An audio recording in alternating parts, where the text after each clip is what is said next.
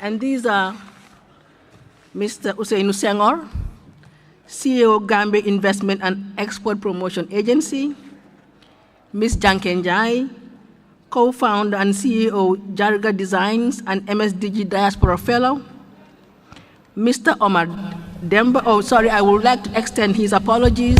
He can't be with us today because of circumstances beyond his control. I have next to me Mr. David Jeng, board member, Gambia Chamber of Commerce and Industry. After these 4 presentations, we will have a question and answer session. But before the session, I would like to take a few minutes to give a brief background on our discussion today, as alluded earlier by the Honorable Minister of Trade. The MSDG project is supporting the establishment of a diaspora advisory desk at GIEPA to serve as a first point of contact and a one-stop shop in support of Gambian diaspora investors and entrepreneurs. During this session, we will discuss how the GIEPA Diaspora Advice Desk will assist and support diaspora investors and entrepreneurs. We'll also discuss how the diaspora is better integrated in national innovation and economic development processes. And finally, we'll hear about lessons learned by diaspora entrepreneurs and how to identify and capitalize on business opportunities and overcome challenges for returnees and non-resident entrepreneurs. So without wasting much time, I would like to call on the Honorable Minister of Trade, Mr. Babakar Diouf, to give us his keynote address. Mr. Diouf. Yeah, sure.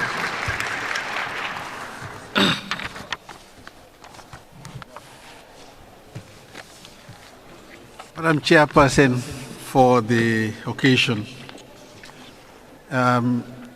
Cabinet Ministers in the hall, members of the National Assembly, heads of government institutions, departments and agencies, members of the Consular and Diplomatic Corps, the diaspora estate, experts and subject matter specialists from various backgrounds in the hall and beyond, all other protocols duly and respectfully observed. Good afternoon after lunch. I know the saints are struggling and the fights, but bear with us. I think this is a very important session that we should all pay attention to. Those of us who watched local news last evening must have seen my team visit a factory that was supposed to be shipping out of this port nothing less than 12 containers of processed cashew to the American market. For the past 3 years, they've not been able to even do 2 containers because of certain failures in their infrastructure. And all this serious investor is looking for are partners who will come and help push this factory to the next level so we can create jobs for 500 Gambians minimum, and they will work 24/7. So this is the kind of partnership that we've been talking about, and this is what my ministry is going to walk around. I have a prepared statement for this particular session that I will read, but this prefix is very close to my heart. I went yesterday, I saw machines. I should have been jubilating. I went home. I was very, very, very disturbed that these things are happening, and as Gambians, I think we can do something to help people like Alhaji Momodu Kaba to come out of this predicament. I remain honored to be associated with this event, as it marks yet another development since I assumed office as Minister of Trade, Industry, Regional Integration and Employment. I've been reliably informed that this forum is convened to look into the contributions made by the diaspora community over the years and is further trying to interrogate the strategies applied over the years to effectively map a meaningful and more responsive way for future interventions surrounding diaspora investments and innovation in the Gambia.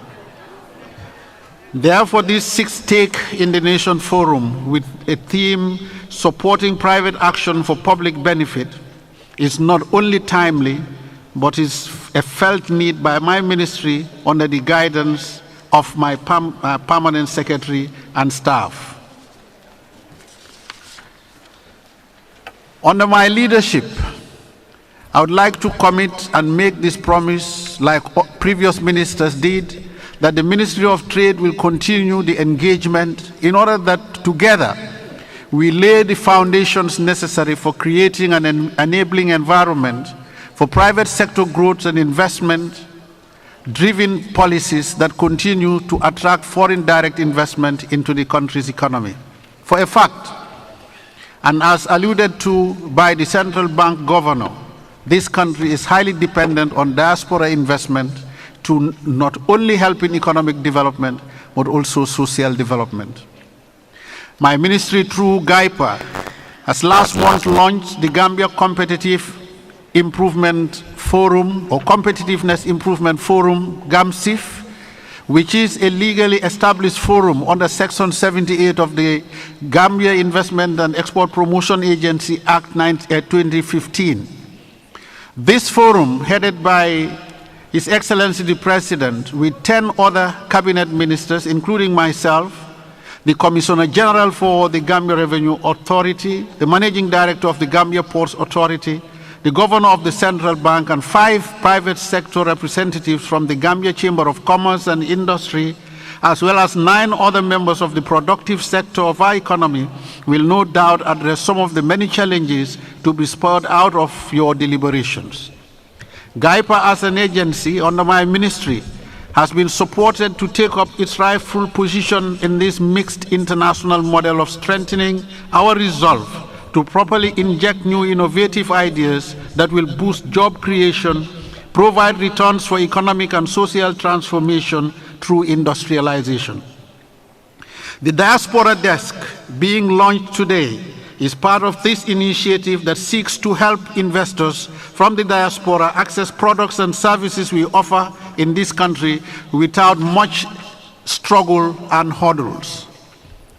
The medium-term proposition to this one-stop shop that will address all the needs of the diasporan community. My ministry's doors are open for consultation, and through our direction and support, GIEPA is on a transition course that is very forward-looking to address the many challenges faced by private sector, particularly the diaspora community.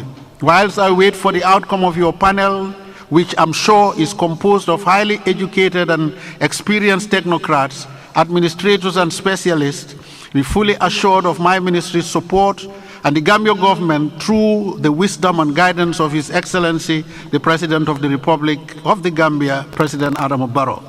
On that note, let me take this privilege to formally declare launched the GIEPA Diaspora Desk one-spot shop, formally open for business, and further wish well the deliberations. Thank you very much. Thank you.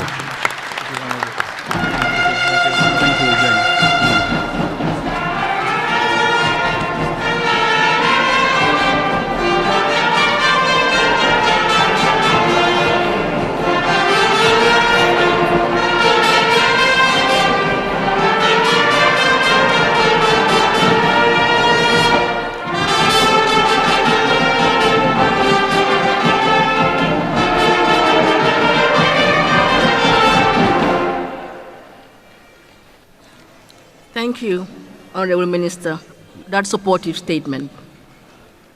He has highlighted the importance of business partnerships.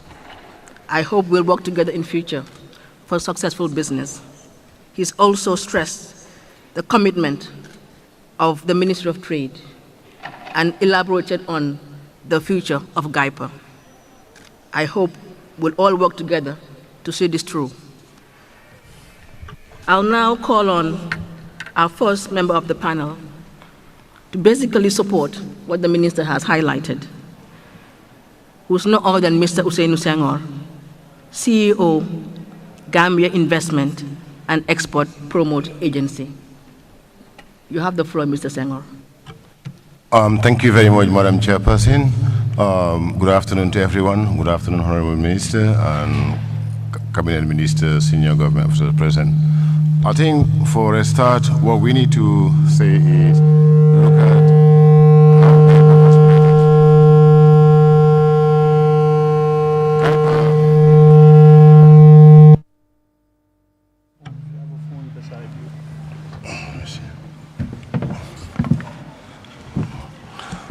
GIEPA was created by an act of parliament, which is called the Gambia Investment and Export Promotion Act 2015, which charged the institutions with the promotion and facilitation of investment, the promotion and facilitation of export, enterprise support development, and managing the business environment.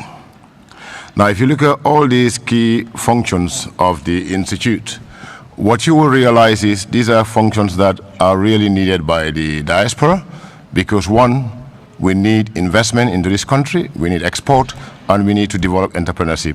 And all of this cannot be adhered to without support from the diaspora, particularly knowing the amount of monies and relationship they have in country. For a start, what GIEPA offers in terms of investment to the diaspora is based on the Act. Once you invest an amount equivalent to $100,000, GIEPA as an institution mandated, of course, by the government, will offer you an incentive. This incentive includes a corporation tax holiday for 5 years or 8 years, depending on the area you are operating. It also offers you duty waiver on your capital goods and inputs. Now, if we look at the diaspora for this duration, as we speak today, we have recorded $27 million. These are investment of 18 businesses from the diaspora, and of which they are planning to create 1,100 jobs. And these businesses, if we look at them, they are operating in 7 sectors. Within the health sector, we have 2. Within the agricultural sector, we have 5. Within the manufacturing sector, we have 5. Financial sector, we have 2. Tourism, we have 2. ICT, we have 1. And energy, we have 1. So this tells you that we've been operating in coalition and in support for the diaspora, but unfortunately, we haven't got the more publicity that they deserve. That is why in our meeting with Professor, when we meet in South Africa, Durban, we talk about it, and I say, look, why don't we come together and work as a group so that we can sustain this and ensure that after the project has phased out, GIEPA is capacitized to continue with the work because we're already doing the job. So it's a matter of pulling our resources together and achieve the common objective. Now, that goes about investment. We look at our other mandate, which is about export. Now, I'll be biased. Mostly I'll be talking about UK. If you take the United Kingdom as an example, you take East London, you take the Deptford, the New Cross. Most of those shops and outlets, what you find out are goods that have been brought by their diasporas.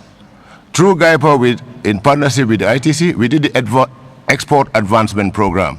And if you look at outside, you see businesses that has been trained, their produce are packaged, and labeled properly, and they meet all the tests.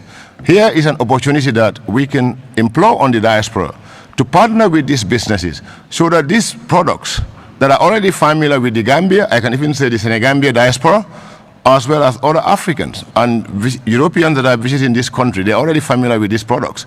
So these are avenues that we can use to partner this side of the coin together. It will enable the youth and the women to create more employment in this country, and it will also boost our agriculture. Because we just need to look at the UK again. When the police were admitted to the EU, what we realized was they started creating shops. They started having off-license. What were those shops and off-license stuck with? They were stuck with their goods. You go to Deptford, you go to Peckham, you find that the Nigerian shops are stuck with goods from Nigeria. And we will implore on the diaspora to work with us so that we can arrange with the right businesses so that they can export goods made in the Gambia to the UK market and to the other countries. Because these opportunities are there not only for the UK market, but also for the American market. We also explore AGOA. As we speak, Gambia has been admitted to AGOA. We can export all these things without tariff. Again, I know that the UK is no longer part of the EU, but there is also a trade and bilateral agreement with the EU where these goods can be exported to the EU without any tariff. And I think there will be a mechanism that we can also access the UK market. Now, when we come on the enterprise, here what we are talking about is the micro, small, and medium-sized enterprises. These are businesses that the government, through the GIEPA Act, has created what we call the Domestic Investment Scheme. And there's also what we call the Special Enterprise Investment Scheme. Again, I don't think much of this is being publicized. I'll give you an example. Today, if you open a bakery with registration with GIEPA, with that act, it will enable us to work with you to get you some tax incentives, like even municipal councils are there for the first 3 years of your operations. And this, to a large extent, will help in the production of basic commodities, because these are things that we always experience shortages during festivals that the Senegalese have. For example, if they have Magal or anything, these are issues that easily we can train our youths and our women to participate in. At least it will contribute to poverty alleviation in this country. So this is an area that, Professor, is already mandated, and the Diaspora Desk is prepared to offer this. We've already have a pool of micro and small businesses who are already trained, and they are looking for market access. And together with the diaspora, we can, because we know that these things happen. When you live in England, you see people coming with a Kong through a suitcase. What do we do as a country and as partners to support these people so that some of the challenges they face at the airports, some of the challenges they face at production, can be supported? And once they are supported, this volume will go up, and naturally it will lead to more remittance coming from that country to the Gambia. Now, when we look at the business environment, this is where what my Honorable Minister was talking about, the Gambia Growth and Competitiveness Project Forum. This is where we look at the challenges that businesses are faced, be it diaspora businesses or domestic businesses or local businesses. For example, if you are having problem with the customs, or if you have problem at the border points, you can bring it to our attention. And part of our job is to work with all government institutions, be it the tax authorities, be it the central bank, be it the FSQA, be it the standard agencies. We can work together with them and say, okay, these people are sending these products, but these are the challenges, these are the difficulties they are facing. Like what we are doing for the bigger businesses. They have energy product problems. They will come to us, write to us, we will engage NAWEC and say, okay, you know what, these guys have their factory. And for their factory to be viable, for them even to break even, they need regular supply of electricity, because their machines have to run at this stage so that they can meet the output that they can break even. We will engage NAWEC and we will discuss with them. So in a nutshell, what we are trying, I hope my 2 minutes is not up yet. What we are trying in a nutshell is to establish the Diaspora Desk. You do not need an agent. You do not need to go through anybody. What the law stipulates is very clear. We have a website. It's been launched for last year. It's been upgraded as we go. You can always access us at any time of the day. And be rest assured that we will take it up, because it is the law. Unfortunately, most people don't know what we are mandated to do. But what we are mandated to do, if it is known, the diaspora businesses and the local businesses will have less of a hassle. I'll give you an example. We've done 1, 2, 3 last year. You can be in England. You want to register a company. Provide us your passport, pictures, and we will do the legwork. If it's an enterprise, we can register that business for you within 24 hours. If it is a company, we did not have a lawyer before, but now we had a legal unit in GIEPA. Now that legal unit, if you want to register a company, you determine your shareholders. But once you provide us the documentation, we have a lawyer in-house that can do your article of association. It can also do your memorandum of association. And then we can naturally register that business and provide the documents back to you. So in a nutshell, we are encouraging our brothers and colleagues and sisters in the diaspora that we are open for business and we are ready to work. Because like I said, 18 businesses are currently being supported by GIEPA, and their investment value is 27 million. So can you imagine now, if we improve on the network, what we can achieve as a country? Most of the biggest investors today, if we take, for example, Salam Cement, you could realize that these are Gambians, and they invested hugely in this country. So in a nutshell, we thank the Honorable Minister and His Excellency the President, but also we thank our partners, GKP, for really reaching out and working with us. And this is what we expect for every other institution. Whenever you want to operate in investment, export, business environment, and enterprise, please come, let's work together. Because at the end of the day, the project will disappear. We will be here to sustain it. If you are doing it parallel of us, at the end of the project, nobody knows. And then what also happens, we work in silos. Because I had earlier in the morning, they mentioned the figures and the people they supported. In GIEPA, I think, Honorable, with your permission, I will let the cat out of the basket. Already we established the Entrepreneurship Development Fund, and as we speak, it's been funded by government. So hopefully by the end of this month, towards next month, it will be launched. So what we are saying is, instead of establishing parallel funds, why don't we have one entrepreneurship fund as a country? That way, progress can be measured. We can measure the businesses that we support over a period of time. Because a project may last for 3-5 years. At the end of the project, it disappears.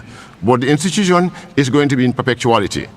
So that is my appeal to all donors and all partners that we are operating, that there is an entrepreneurship fund. Then it is better we put our resources, put our efforts together so that we can move the country forward. Thank you very much.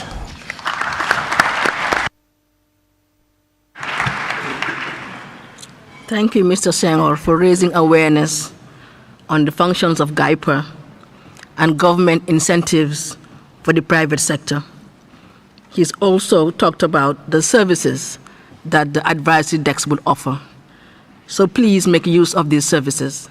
It goes a long way in creating employment and reducing poverty.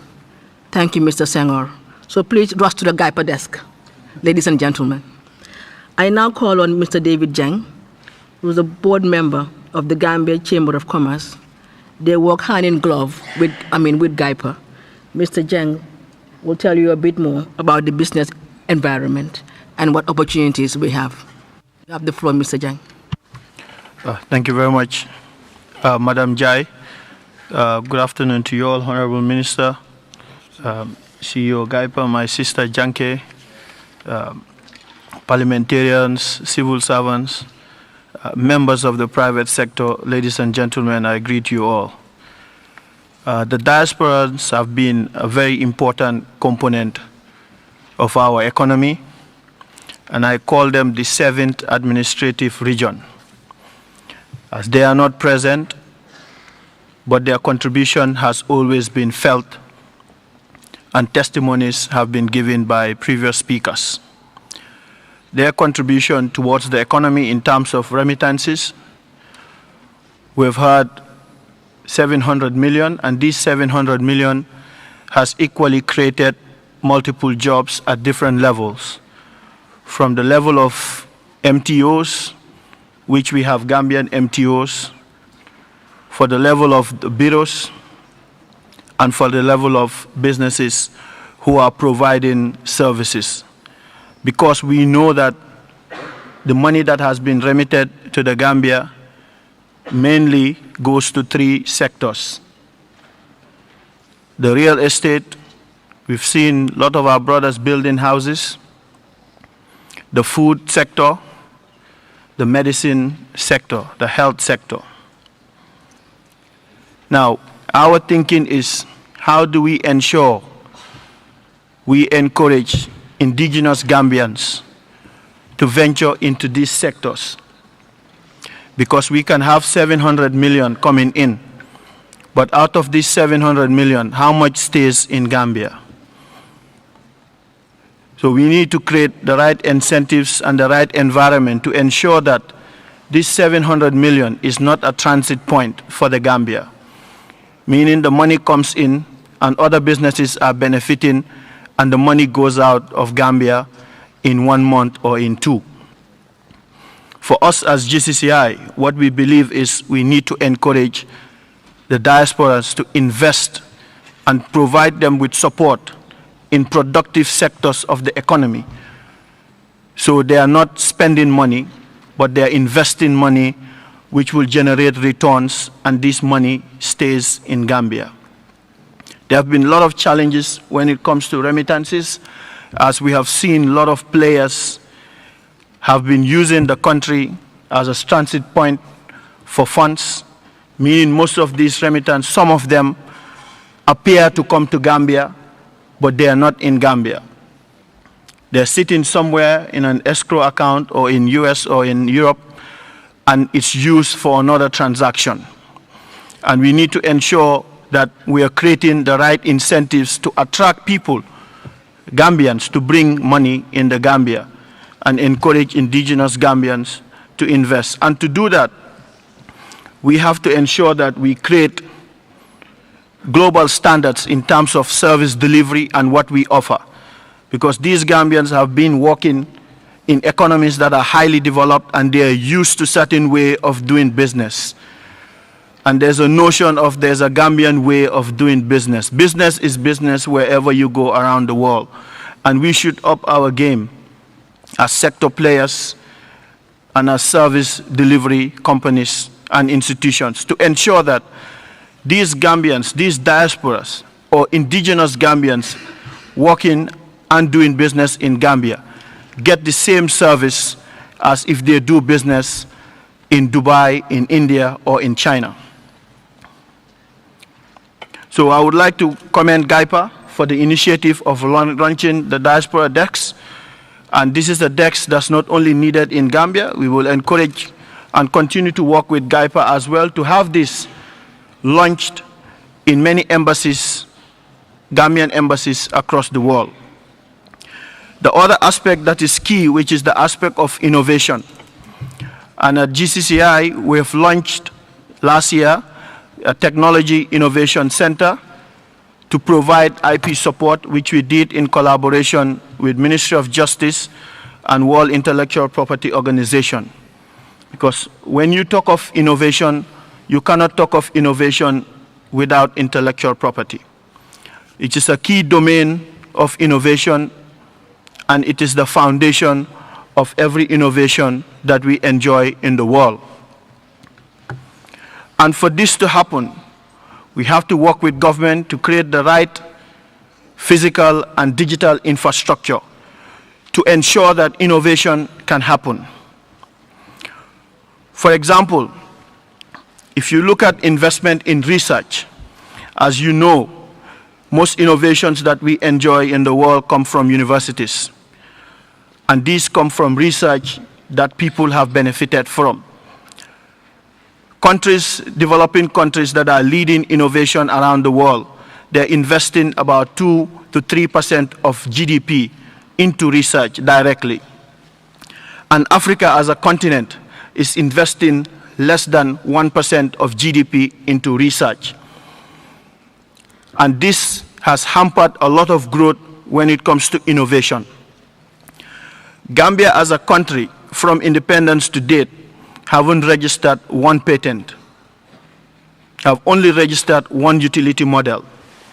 So we need to create the right environment and the right capacity if we want to discuss innovation or if we want to create innovation. And this starts from the university. Diasporas play a key role because some diasporas have the right skills to innovate and to create products that not only Gambia can benefit, but the world can benefit. We need to encourage them to come back and create the right innovation, and we provide the right support to ensure that Africa benefits from it. As we know, Gambia is a signatory to the Africa Continental Free Trade. According to studies from the African Union, inter-Africa trade is at 15%, whilst Europe is at 70%. Even though, as a continent, we have 1.3 billion people, and there are about $2 trillion across the continent. How do we ensure that Gambians are tapping into the AFCFTA by us providing them with the right environment and the right support? So we need to leverage that, and we leverage ECOWAS. As we know, we are 2 million people in population. ECOWAS alone is 200 million. Africa as a continent is 1.3 billion. So how can we use Gambia as a hub for our diaspora to create the right products, the right innovations that we can sell across the continent? And for this to happen, we need to ensure we are strategic and we are focused on creating the right infrastructure, the right technology, and the right political will to ensure this happens across the country. As studies have equally showed that 10% of new jobs that will be created will come from innovation. So, ladies and gentlemen, I think with these remarks, I believe with our collective efforts, GK partners, the government, the private sector, and you Gambians, both in the diaspora and Gambians living in Gambia, we can promote and turn this economy into a private sector-led development. Thank you very much.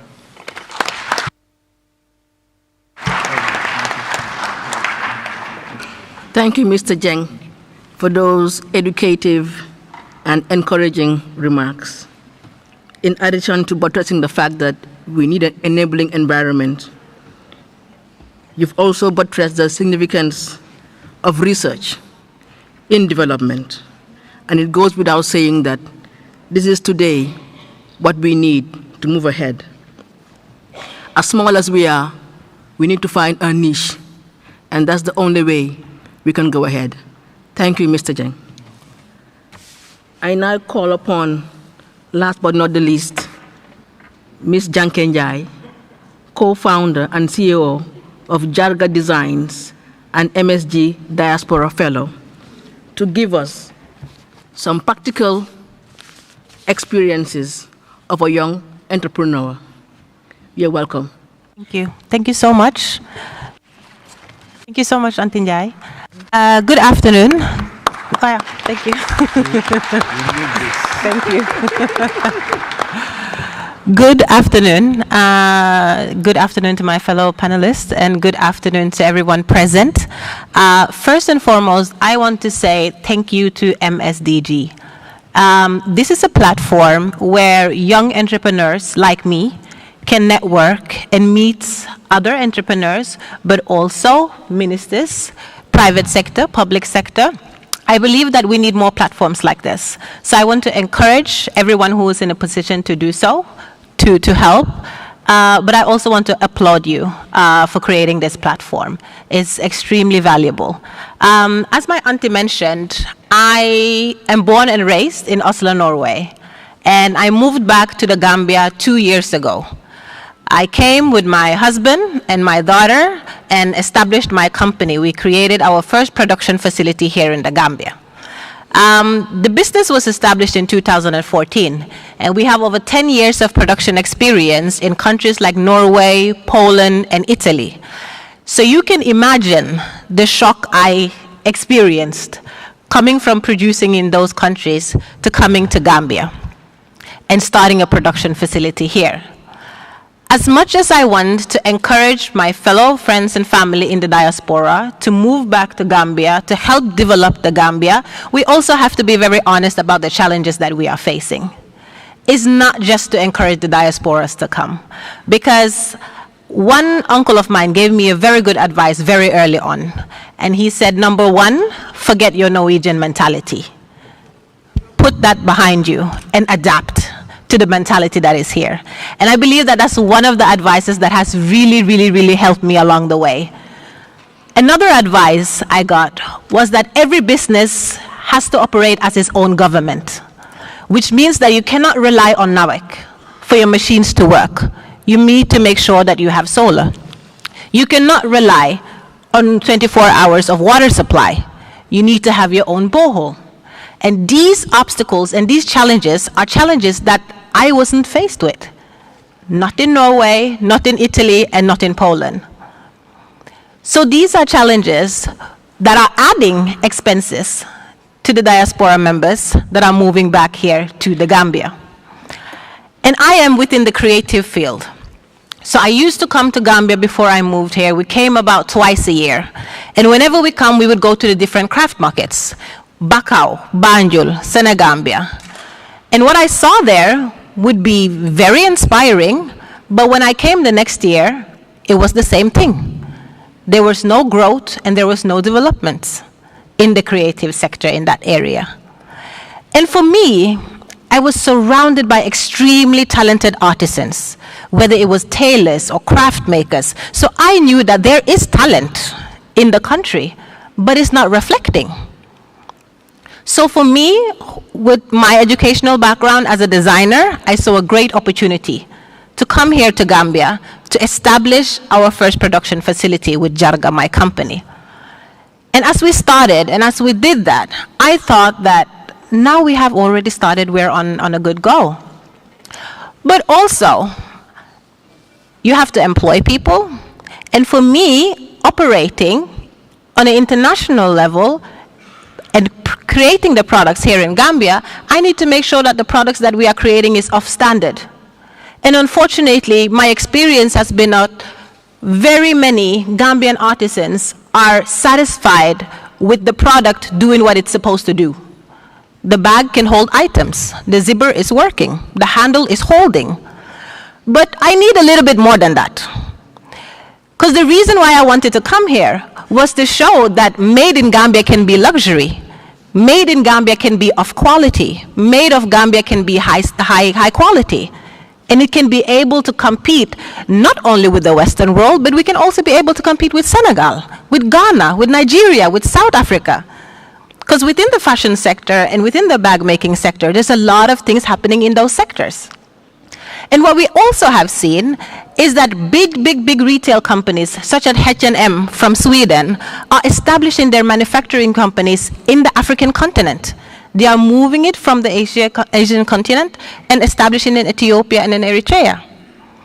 So I felt like there is an opportunity here. There is a huge market here. How can I help? How can I contribute? How can my knowledge, how can my resources be of an asset? And the first advice I got was, I think it will be easier to go to Senegal. There's already an infrastructure in place there. But my parents are both born and raised in Gambia. Gambia is my home as much as Norway is. So I didn't want to go to Senegal. I didn't speak French either, but that wasn't the reason. I didn't want to go to Senegal. I wanted to stay here in the Gambia. Because if all the diaspora fellow members that come home face these obstacles and then look for another solution, which is moving to another country, where will Gambia be? We're not going to move forward. Our contribution will not be able to help it move forward. So we decided to stay here in the Gambia. And by setting this manufacturing company of handbags, leather handbags, number one, we are able to employ women and youth. The company is owned by a woman, a Gambian woman. We are able to do skill transfer and skill development because we are doing a lot of training. And we are able to boost tourism. We're contributing to agriculture.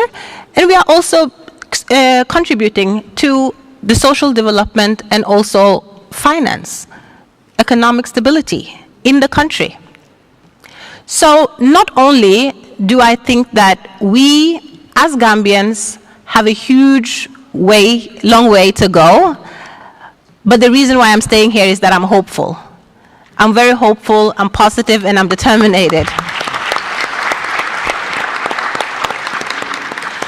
Because I believe that there's opportunities here, I believe that there is talent here, and as my fellow panelists also have mentioned, there are work being in place to change these challenges.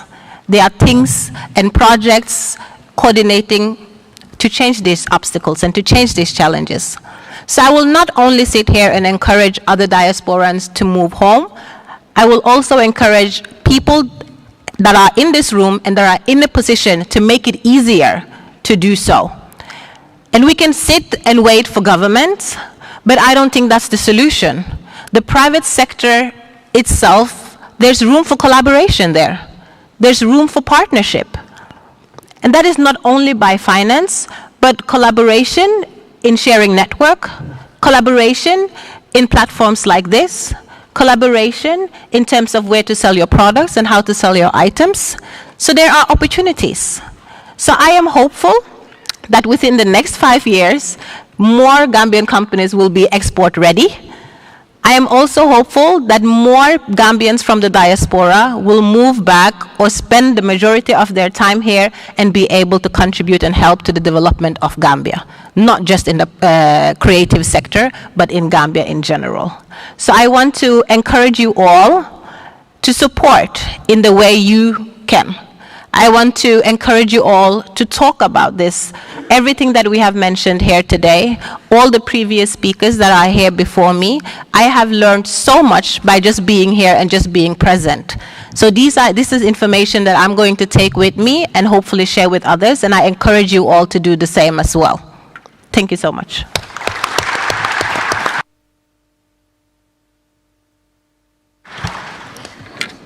Oh, Janke, thank you for staying. Janke just talked about some of the challenges faced by investors, young entrepreneurs.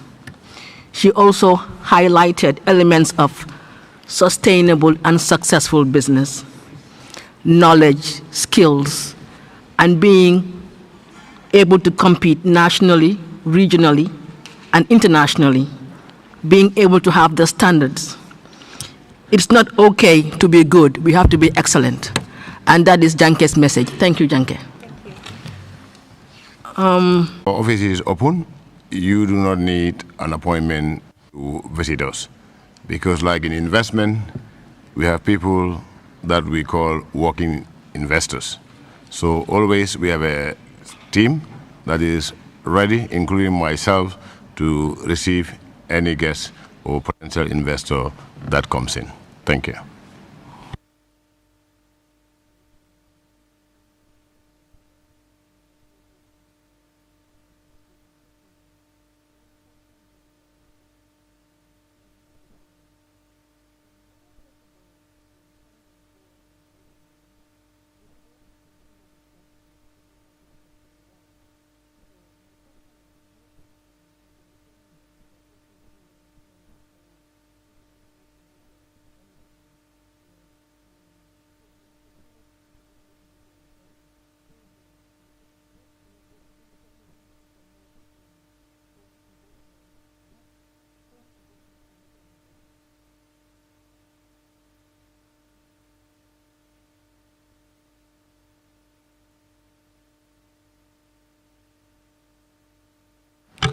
Thank you very much. I think investment at first, which is the most important thing, is guaranteed by the Constitution of the Gambia. It guarantees and safeguards against nationalization and expropriation of any investment. So as far as the laws of the country are concerned, investment is safe. As long as it is legal, it operates within laws of the country, government has no business or interference in it. Now, when we come also, Gambia is also a member of the Multilateral Investment Guarantee Agency, which is administered by the World Bank, MEGA. Again, if disputes happen, that can also be taken there and it could be addressed. Now, what we also say is, we also are a member of the International Center for the Settlement of Investment Disputes.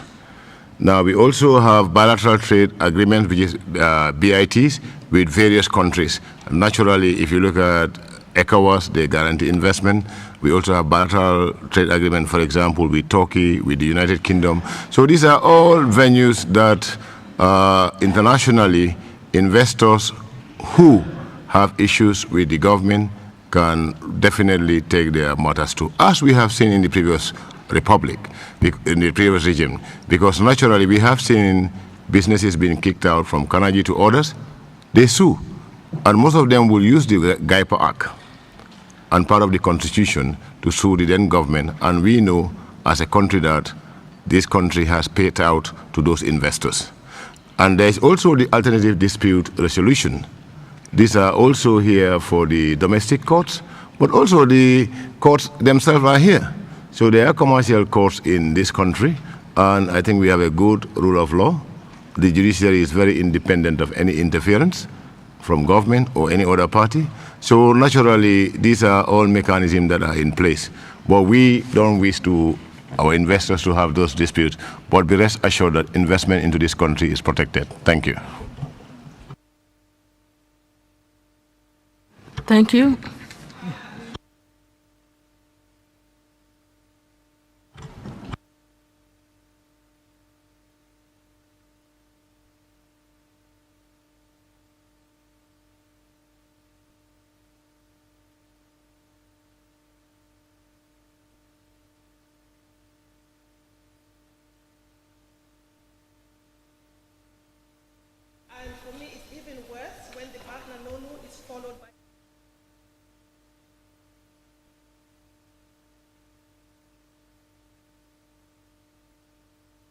by double-checking what we do.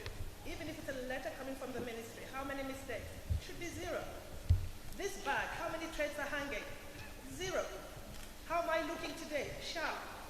So those are the sort of things I think we as Gambians have to accept before we can go on to any level. Bahna Nono is not acceptable. I don't want to hear it. Do not say it to me. And if it's worse, if you put your hand on the poor workmanship that you've done, the poor render, and you tell me it's acceptable. It is not. We have to raise our standards. It's an international world. The children we are raising are not going to compete with other Gambians. They're going to compete with Chinese, Singaporeans. We have to raise our game. And if we change our attitude and say Bahna Nono is not Bah, it's Bahut.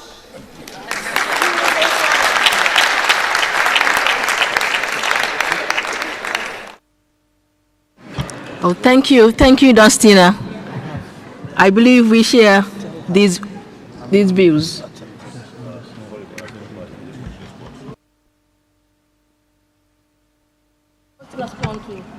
Thank you very much. I think for your information, we have the Gambia Standards Bureau, and we also have the Gambia Competitiveness and Consumer Protection Agency. And I think again, they are sensitizing the public, but I think these are issues that you can also help bring to our attention, and we can liaise with them, or you can go direct to them. But I think as a country, you are absolutely right. It is what exactly we said in GIEPA, that when you talk about investment and export and entrepreneurship, it's not about Gambia. You need the exporters you need, the investors you need, everybody in the world need them. Thank you. Oh, thank you. If I may just add to what Mr. Senghor said, we can have the institutions as well, we have that, but we also work on the attitudes of people. We have to believe that we can be excellent. We have to be professional. And I think what we have here shows that we're on that track. Thank you.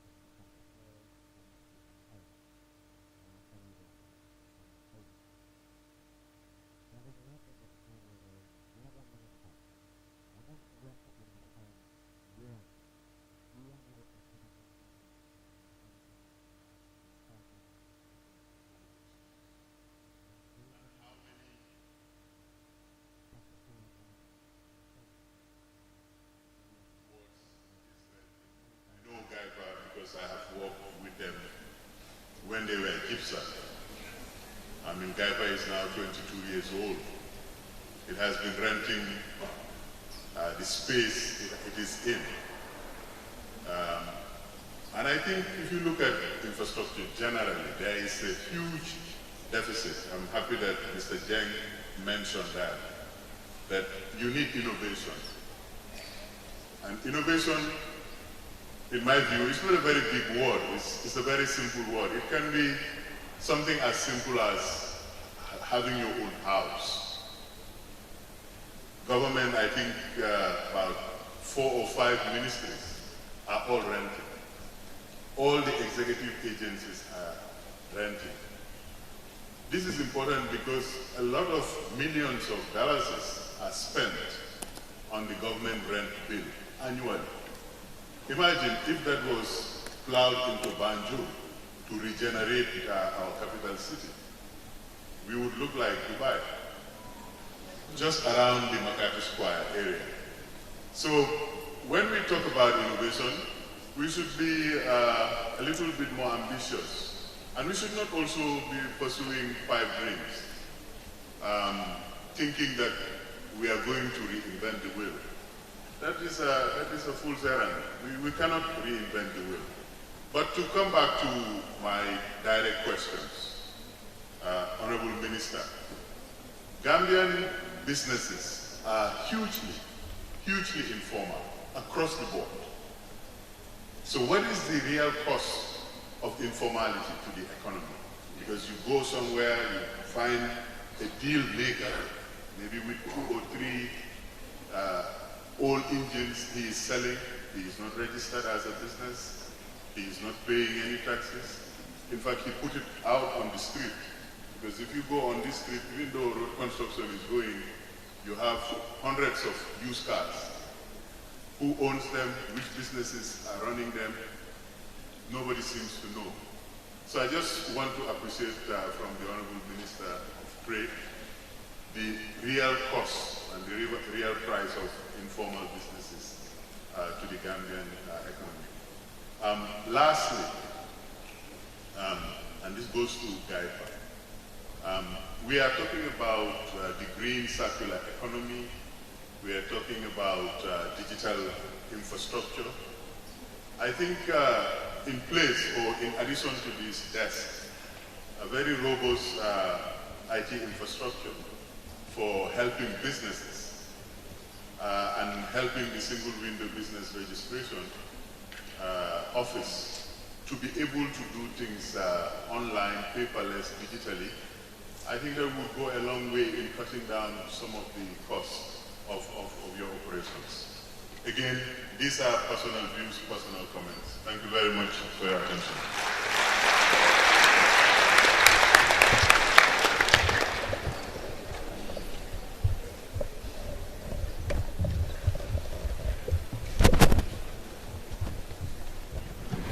Okay. Thank you.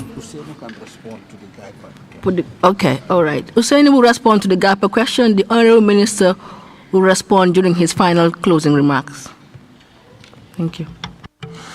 Thank you very much, Mr. Tal.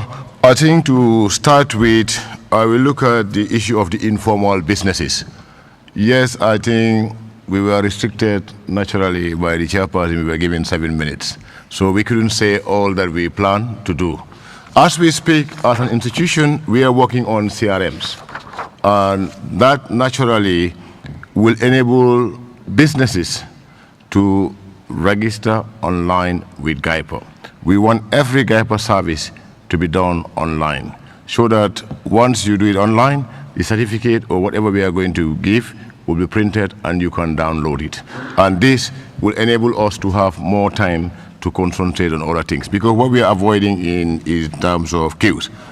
As we speak, with the Honorable Minister's permission, I can also inform you that he is working presently with his cabinet colleagues to ensure that the business registration is domiciled at GIEPA. And what that will enable us is to really continue with the one-stop shop mentality, whereby you can walk in and we can register your businesses. The informal businesses, we already have a CRM, As we speak, we are capturing the data of the MSMEs in this country.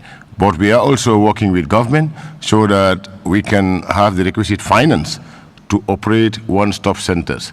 If you go to today in Genoa, where the weighing bridges, you will see an agro pool being developed, which will have an entrepreneurship center. This center will be able to conduct mini GIEPA activities in LRR. If you're also going to Farafenni, just after the hospital, as if you are going towards Badibu, there is an Arabic school. If you pass the Arabic school on your left-hand side, you will see a building that's been built. It's an entrepreneurship development center. And the objective of that center is to make registration and accessing GIEPA service accessible to those communities. As well as we are working also with the governor of the region through support with our partners to ensure that there is a market being built, that the Lumo being moved to a modern Lumo, structures built, and a trade fair built for the in Farafenni, so that annually or biannually activities can happen in those areas. So these are the issues. Yes, with regard to the rent, you're absolutely right. It is something that needs to be looked at because we have constraints in terms of even space to build up our human resource capacity. But efforts are being made. We have secured the land, and hopefully with the right funding, we should be thinking of moving to our head office. So these are the issues we have. In terms of the green, we are also working with the Ministry of Environment and as well to ensure that we have green facilities, particularly related to energy. That is why we're working with NAWEC to promote investment into solar energy. And we have identified businesses that are willing to invest in this sector. Thank you. Any more comments, questions from the floor?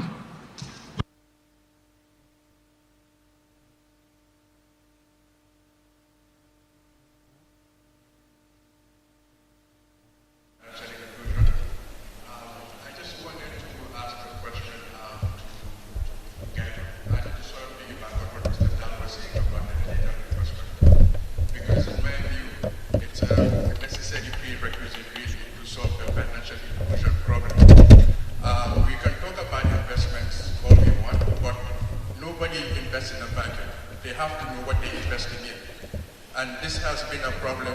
This has been a gap for SMEs in Gambia just because they are outside of the conventional banking system, and most of them are mostly informal, like what Mr. Tali said.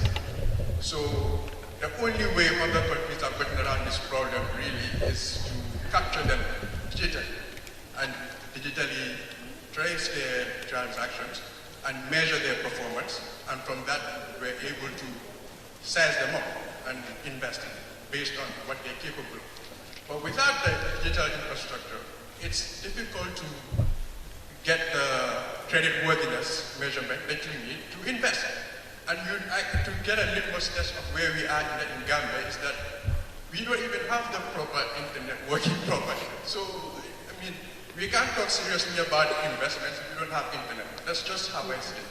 So I wanted to know what you guys are planning to do when it comes to improving internet infrastructure in Gambia and financial inclusion in general. Thank you very much.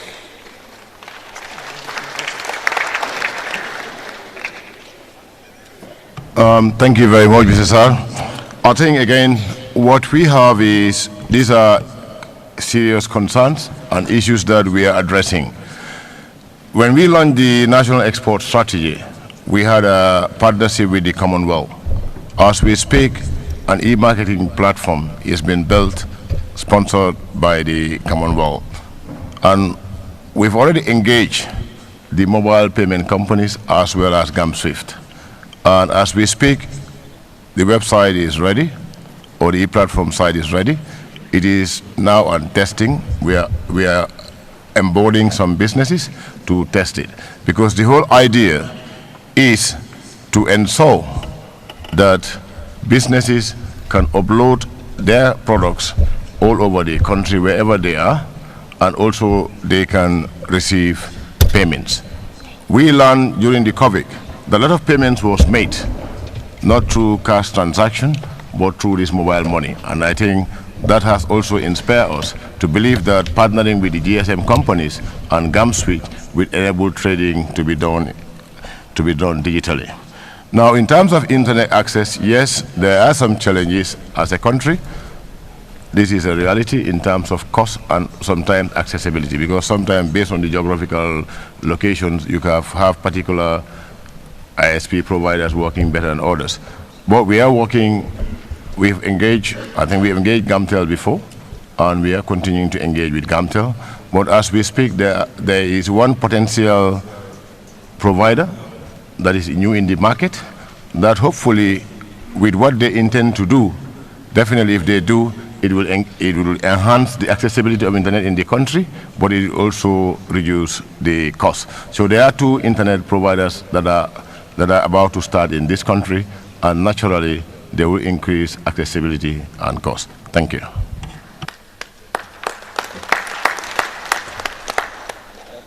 Thank you. Thanks for the opportunity to speak. My name is Babu Karbajan, a HR professional and a chartered member of CIPD. First, I would like to applaud GK partners, the government and GIEPA for providing this opportunity for national development and dialogue. The little time that I've spent here today got me soul searching with regards to the anecdotes that have been said and the experiences. I was made to believe that this country is challenged with brain drain. And listening to everyone here today, there's huge opportunity for brain gain. And this will be through diaspora knowledge and skills transfer. I know of a couple of sectors in the country that import a lot of talent at a huge cost that could benefit from such programs. There's huge skill deficiencies in some of the sectors. All I want to ask is, are there programs to facilitate such programs with regards to knowledge skills transfer or temporary return for diasporans to do some knowledge and skills transfer? Thank you.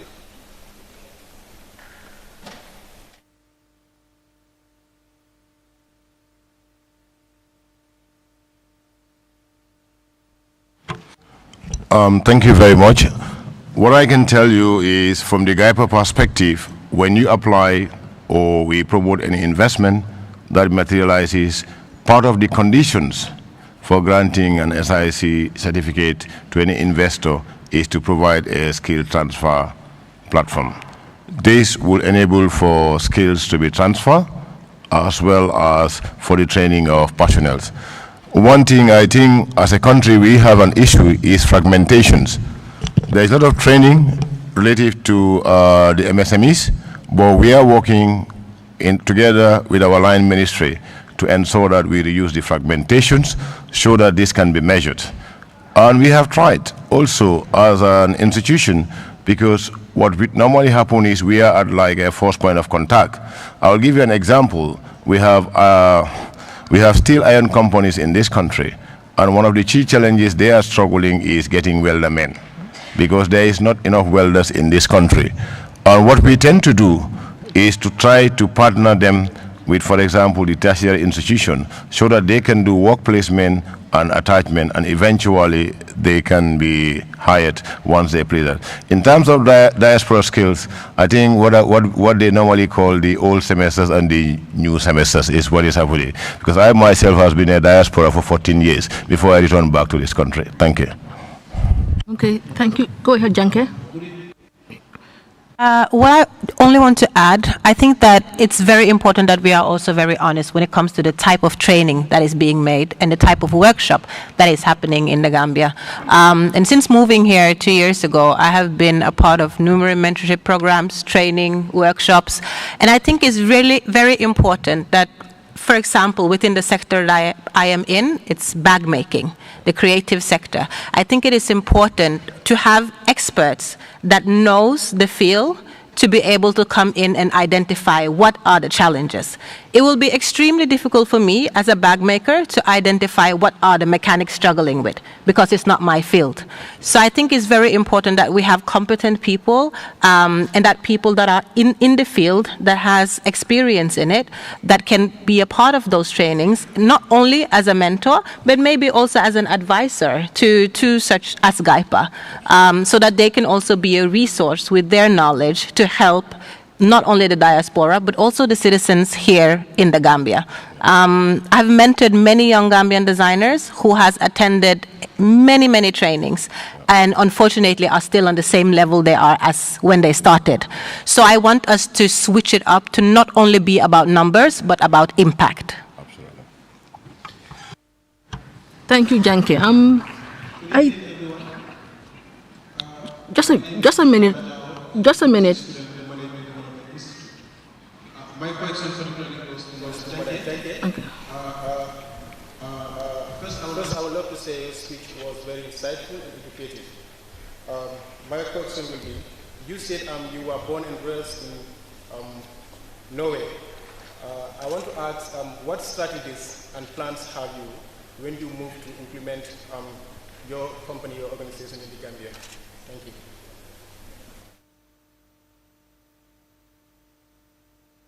Okay.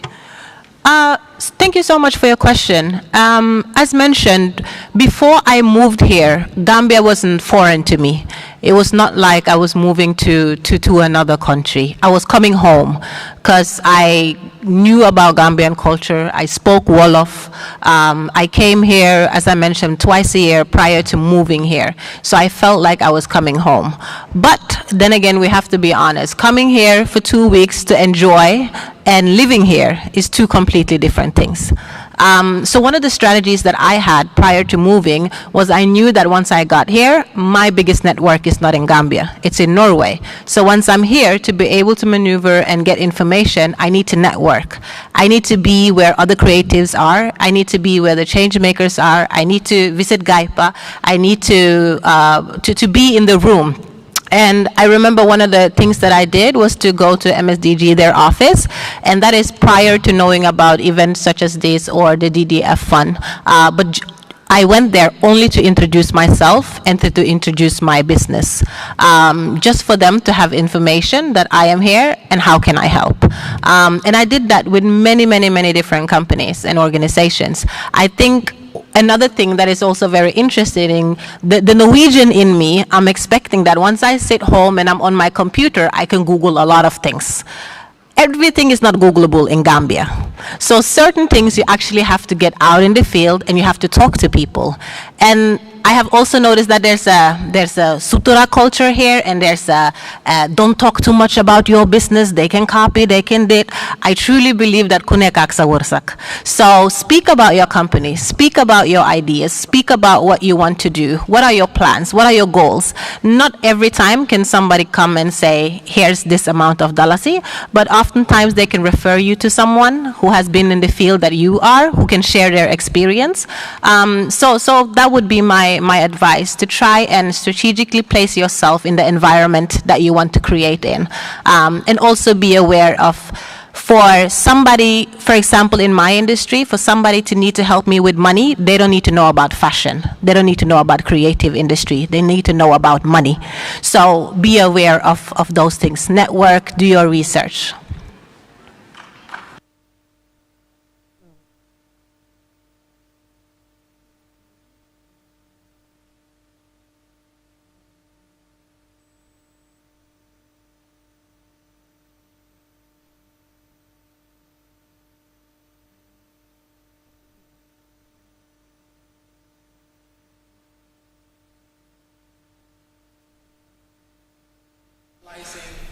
Systems within the government. This is global justice. We have something in the Gambia where Gambians are doing. However, we choose to look outside of the Gambia to look for people who we feel are experienced, pay them a lot of money, and then come here to try to implement it. We have Gambians doing this. We can already hire our own Gambian people. We reached out to GIEPA to be able to tap into their network of entrepreneurs so that we can train them in digital and financial literacy, we're still hanging on a string.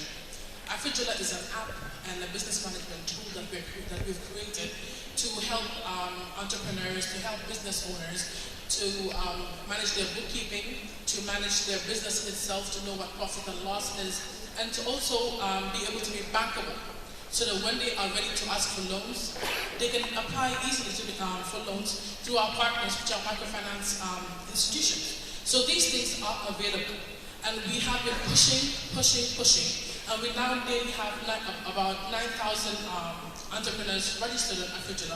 But we want more because we know that entrepreneurs need this. So how is GIEPA going to help people like Insis Global who have been pushing and who have been knocking on the door, but it hasn't been open to us? Okay, we'll have that question answered, then we'll have the last question, and we'll let the Honorable Minister speak, and we'll close the session. Thank you very much, Madam. I think we will be excited to have a meeting with you because, like I said, one of the key problems we have is the fragmentation of the entrepreneurship, particularly the micro, small, and medium size, because we tend to be chasing the same people, tending to overtrain them sometimes, tending to duplicate services, which naturally we do not benefit from the economic scales, and we end up being duplicating. So, like she rightly said, there is a lot of entrepreneurship being trained all over this country by various institutions, but the quality is not there. Most of these institutions are not created to train. They just see an opportunity in a project and they access the fund and they run it. Once the project finishes, you will not have them to train anybody. And this is part of what we always talk about, and this is what we talk to the Honorable Minister as well.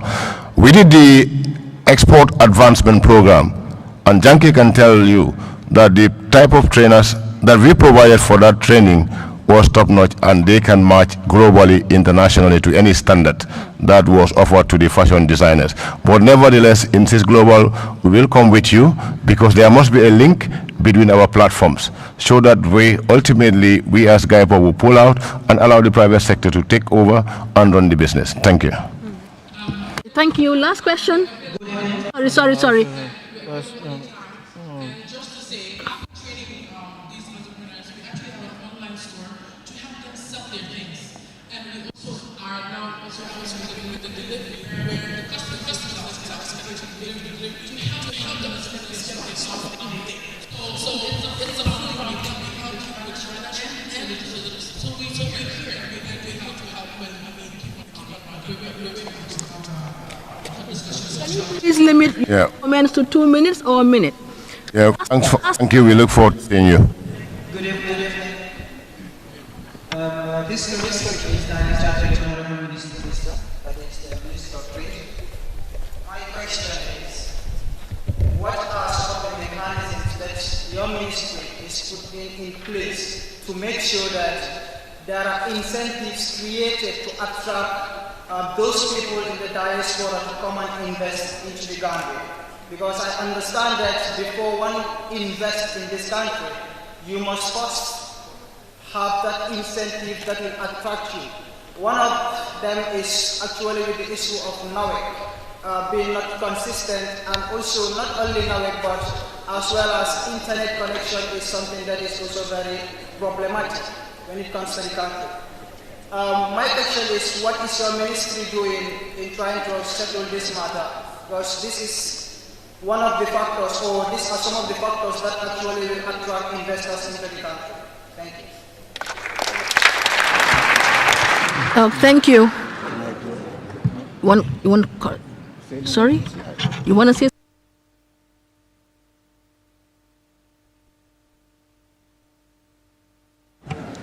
Thank you very much. I think if you go to our website, as well as our activities, is about investment promotions. And if you look at it, that's why when it comes to incentives, non-Gambians, businesses and non-Gambians, the minimum value they should invest in a private sector is $250,000, whilst Gambians are offered the same incentive for an investment value of $100,000. That is to cater for both the Gambians in the diaspora as well as those at home. Now, if you look at most of these other businesses, there's what we call special target enterprises and the domestic investment scheme. These are not inclusive of foreigners. These are purely meant for Gambians, both in the diaspora and in the country. Yes, we talk about NAWIC, but to be honest, it's like they also are working, and we are trying to work together to look at the cost of doing business in the country, because we all know that energy is a big cost of production in any type of business. And like I said earlier, in the internet access, there is bound to be 2 new players in the market, and hopefully with competitions, and also with competition that can reduce price and make accessibility also better. Thank you. Okay, thank you. That was the final question. The panelists, they said that they can discuss with participants after the meeting, so they can do that for you. Thank you so much. I now call on the Honourable Minister to give his final remarks and close the session. Thank you. Thank you very much, Madam Chair, for efficiently handling the session. I know this would have been one of the most interesting. However, let me try to be very brief and just deal with those things that the CEO of GIEPA has not dealt with. One of them would be the issue of government coming in. Like my brother asserted, we will always come in and make very good statements, just like any other minister before us did, that we always have the right answers, and when it comes to implementation, we have challenges. This is a problem, and when the chairperson spoke about attitude, I probably might have nodded in agreement that we have a challenge in this country that sometimes somebody just said it. I forgot the Wolof equivalence that she used, Bahna Nunu. And today we've had 2 very interesting Wolof dialect slogans, Ndekete and Bahna Nunu. And this is true. The Bahna Nunu is, in fact, maybe some people would even say, in fact, Jaruko. That attitude is a problem, and dealing with that requires both government and the citizenry to engage and continue educating ourselves that that is not the way forward. Now, talking about the issue of government institutions, agencies, ministries renting, there is a ministry, I'm sure you are aware, brother, that there is a ministry responsible for this, which is the Ministry of Works and Infrastructure. But I was involved in a meeting recently where government was discussing the need to utilize those structures that are within our grasp, the institutions that are under the Assets Recovery, and Management Institution that are currently lying out there for renovation, and the Minister of Finance has already, I think, sanctioned funds to refurbish them and shift those ministries into those buildings. So we definitely have realized the money we are spending may not be able to transform Banjul into Dubai, but it's significant, and we can utilize in our Enterprise Development Fund, which the CEO of GIEPA mentioned. You let the cat out of the bag, but I think it's an important piece of information for the MSMEs present here and those outside the building. That just this past week, Cabinet agreed to put in $40 million into that fund to start supporting small businesses in the Gambia, giving them capacity, providing them support in every form to ensure that their enterprises thrive and are competitive going forward. So I think that's a significant development. Definitely. And 40 million may not be a big amount of money, but it's the starting point. And that's the significant, information. I know we have some strategies to beef up the fund. When the time comes, we will share with the MSMEs through their chambers, whether that is GCCI or the Women Chamber of Commerce, the Youth Chamber of Commerce. All the 5 chambers will be put in the know. My brother wanted to hear my views on the business environment, which is so informal. As a government, we have realized that we are losing a lot of revenue. In fact, government is the loser in this informal, situation. We are not able to collect any tax. We are not able to formally register them to even take count of the employees in those businesses. So, which is a very significant one given or against the background of the policy we just approved recently, targeting 150,000 jobs in 5 years. So we know as a government that informality needs to stop. And one of the strategies to deal with that is the e-government approach we are taking. The creation by government of a Ministry of Digital Economy, I think, is an announcement by this government that we are serious about being able to account for what is happening in this country. And that also signals our seriousness towards dealing with the internet challenges. As I speak, I can tell you that we are very close to a transition of the payment system we have at the central bank and other places into a harmonized, unified gateway payment system to account for all payments and transactions that take place between us and within us, to support the intra-Africa trade that my son has just spoken about, the AFCFTA involvement and all these things. Yes, it's work in progress. Since internet was proliferated, to understand that parts of this country are still operating on 2G. And if you talk to the experts, they tell you we are not even using 50% of our capacity in the cable. So that shows that we still have a lot of work to do. But yes, my ministry is aware that for businesses, this is why the fintech sector cannot even thrive in this country. We know.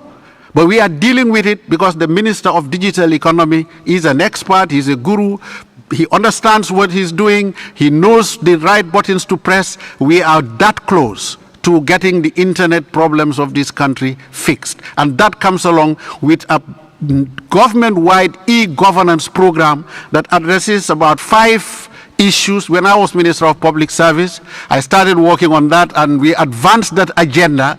The current minister is pushing this. We are looking forward to this year seeing aspects of our government lodged on the internet. So to say briefly, Madam Chair, these are issues we are aware of and we are addressing them gradually. Just to wrap up, all the others have been addressed by the CEO GIEPA and will be available the rest of the evening to answer further questions if there are any. I want to say that my ministry wants to align itself with the concerns raised by Mr. Jeng, particularly on the FCFTA. Production, Janke and others are doing a fantastic job. How do we scale up to be able to target this 1.3 billion market which is open to us? But that's not the end. The 1.3 billion is Africa alone. But with the right products, the right packaging, the right strategies, we should be able to target the American market immediately with AGOA eligibility now confirmed. So there are opportunities out there. It's about perfecting what we are doing, being the best at what we are doing, getting the right environment, and with packaging. Madam Chair, in conclusion, I can say my ministry recently launched a packaging hub in Banjuluning, where all these products you are seeing on the tables there are packaged in country now at Banjuluning and not MSMEs traveling to Dakar to get that done. And that is part of the support we got from the International Trade Center, and we are moving that up so that in the agropoles, the special economic zones that we have concepts of and working towards implementing immediately, we want to ensure that people can walk into those zones, do their agro-processing and move these products out of this country and improve our exports. So to sum up, we have taken note everything that has been raised as a concern. We have taken note and we are going back with this. We don't have a one bullet shot to fix the problem, but we are going out to look for solutions and strategies to deal with the many hitches that we face as businesses, because we know as a government that there is no economic progress, economic development without improvements in trade, industrialization and investment. So thank you very much. Thank you, Honorable Minister. I think your presence here today is a clear testimony of your commitment to supporting diaspora investment. Thank you. Thank you. Last, before I close the session, I would like to call on, I've been asked to call on Mr. Modou Lamin Sow and Mr. Aminata Uthman, two officials of GIEPA who will be minding the diaspora desk. Can you please stand up? Yes. Thank you. I think that was. Thank you. Thank you. So he said. So having said that, I want to thank you all for participating in this session. I wish you all successful deliberation during the next session. Thank you. Thank you. I want to come and see your. I'm coming to see you. No, I want to see your productions at the best. Yes. Workshop. We also thank the Honorable Keynote Speaker for this delivery. Now we call on the next panel. That is the third workshop of today's event. We are moving the coffee break to the end of the program today. So we want to call on the next panelist. Please move to the high table. Take these products to. The next workshop is